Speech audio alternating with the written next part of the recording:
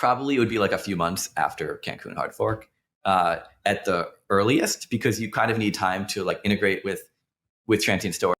And so you don't really want to audit the code too much until the code is frozen. If the transient storage, so I'd say that like if the, Cancun hard fork happened in September, and I don't know if it will, but it might, then maybe it could go live in like November, December, something like that. That could be a timeline, but I don't know. It's not really fully up to me. It's like there's going to be like a social, there's been a lot of conversation on social consensus. I think there'll be a little bit of like social kind of convergence on what makes sense to do here. All right. So I'm sure you've also seen, in addition to the chatter about potential security issues with Uniswap v4, that people also are talking about the new business license, which this appears to have happened after the Sushi Swap incident, when, famously it copied the code and did a fork and did this vampire attack on Uniswap, as we discussed.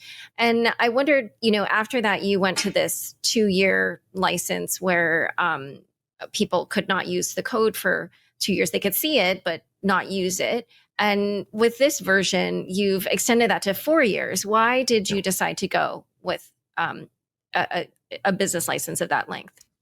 Yeah, I think it's a great question. And I think that like there's also been like kind of general chatter around like what is open source, what is source available. And I think that like there's definitely like definition. And I think that like definitely BUSL is like, different from GPL and MIT. And I think that like people say that's source available, not open source, is like fair, like totally fair. And like, I don't think that there was any like intention to like muddy the language there on our part.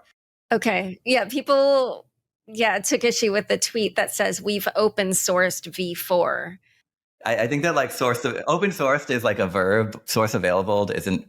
But we've made source available. Again, it's fair. I think it's fair. There wasn't like an intention in that. I do think that BUSL, for what it's worth, is a little bit categorically different from other, types of proprietary licenses in a pretty meaningful way. And I think there's a reason that it has had significant. Definitely, like we were one of the first projects to use it, but many other projects use it now today. And I do think it's like categorically different than a fully proprietary license. And what I mean by that is, the way BUSL works is that after some amount of years, it sort of is like forced to go GPL. It's guaranteed to be GPL, and it can only be accelerated. It can't be extended. And at GPL is when projects can use your code